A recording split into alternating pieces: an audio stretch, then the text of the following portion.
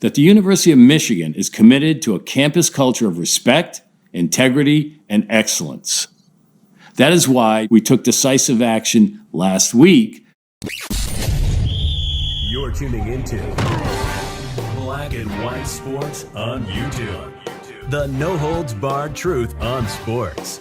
The main event starts. All right, Black and White Sports supporters. Well, I got to be honest.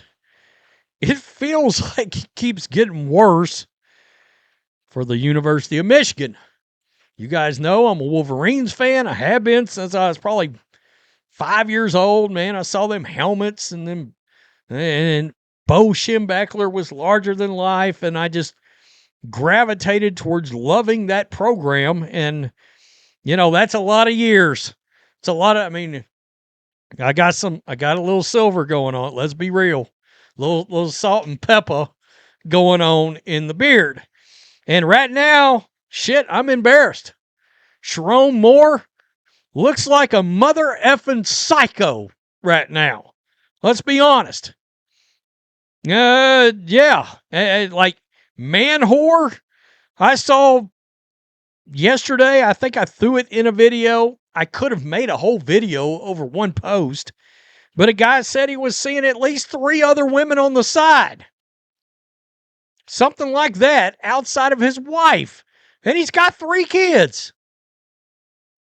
And now we got Bruce Feldman from The Athletic dropping a nugget into an article, and I hope you expand on this, Bruce, because it's a really damning first paragraph, but he doesn't expand on it. But man, I got to tell you, what the hell was Michigan leadership doing? Look at that headline. Sherrone Moore had a long history of domestic violence against Michigan staffer. A long history. Former Michigan football coach Sherrone Moore, quote, had a long history of domestic violence against female football staffer during their relationship. Detective Jessica Welker of the Pittsfield Township Police Department provided that information in a sworn testimony at a complaint authorization hearing Friday. That's the first I'm hearing about it. This literally came out at 6:13 in the PM yesterday afternoon. Well, if he had a long history, what took you, Michigan, so long to can his mother effing ass?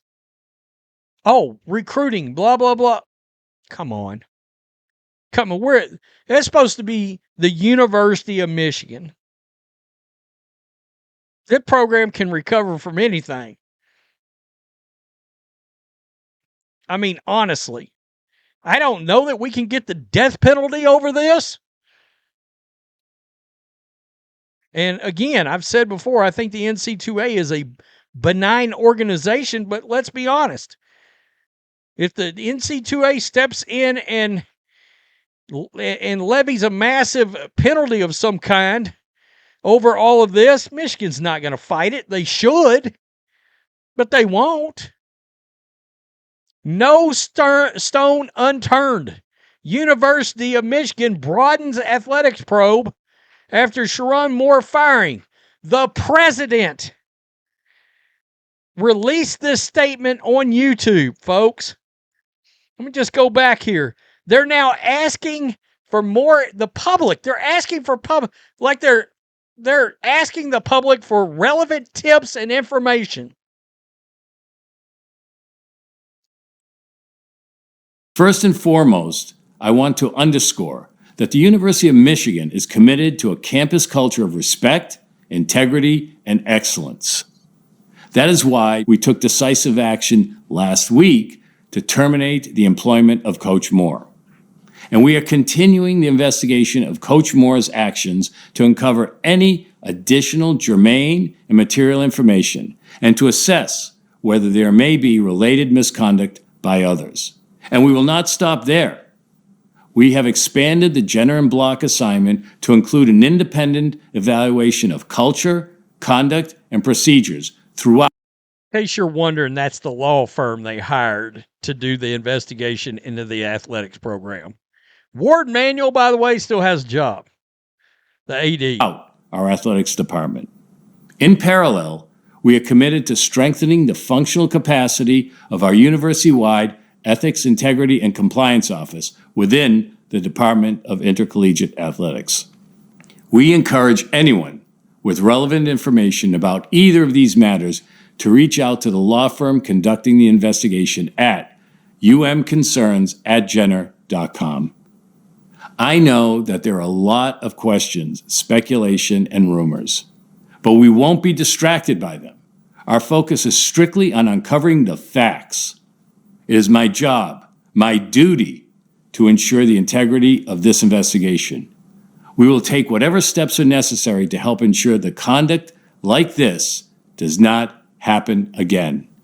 Okay, that's enough. That's all I can stomach of that. All right, that's all I can stomach. Wow.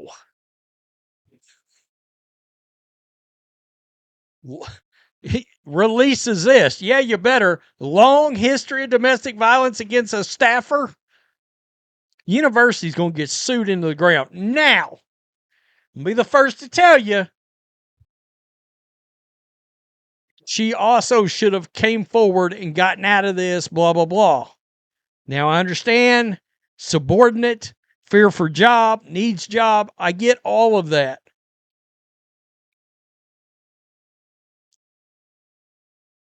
But it's such a mess. It is. You see that headline, $64 million college football coach emerges as prime candidate to replace Sherrone Moore. Now, I'm not going to go into this article, but I can tell you right now, it is University of Missouri coach Eli Drinkwitz. All right? Not a bad candidate, to be honest with you. Now, I was listening to Josh Pate. He was saying on his show, I think he came away from Kenny Dillingham's comments. It felt like the same way I did. Yeah, it sounds like he's sort of interested in this job. You know, and Pate was very, he said one thing that was, I mean, it's just a slam dunk. If Dillingham wants to be in national title contention and college football playoff contention, then Arizona State is probably not the place to be. Why is that? Number one, there's not too many teams to get past in the Big 12. I get that. But Texas Tech has got some donors out there, some boosters out there that's about to outbid everybody in the Big 12 for talent. Don't believe me? They're already in the playoffs. The moment that they could start blatantly paying players, those boosters and donors came out of the woodwork and started dropping that cash. Deeper pockets than Arizona State will ever have. Well, guess what? Michigan got some deep-ass pockets, man. Deep-ass pockets. Now, Kalen DeBoer has denied interest in this job 1,000 times. But evidently, I mean, Michigan wants to see what happens with this first playoff game. Could there be a little mind change in there? Whatever. Before they move on to the other candidates. They want to, and I'm going to be real, I'd rather have Dillingham than Kalen DeBoer because I think ultimately DeBoer doesn't work out at Alabama. Now, I've said I think he would be a better coach for a more northern or northwest region, and I think college football and coaching of college football is a regional situation when it comes to some coaches. Kenny Dillingham seems like a guy that is going to translate everywhere. Comes across as extremely likable, fired up, outspoken, all of that. Anyway, he would be I think he would be my. I know Jed Fish is tied to the program. I get that. Not a terrible choice.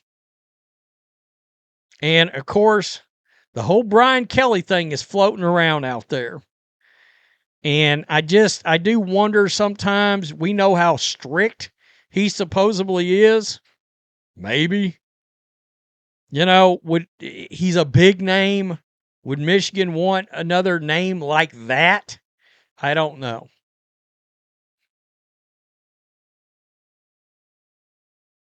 Shit. Tell me what you think, black and white sports supporters.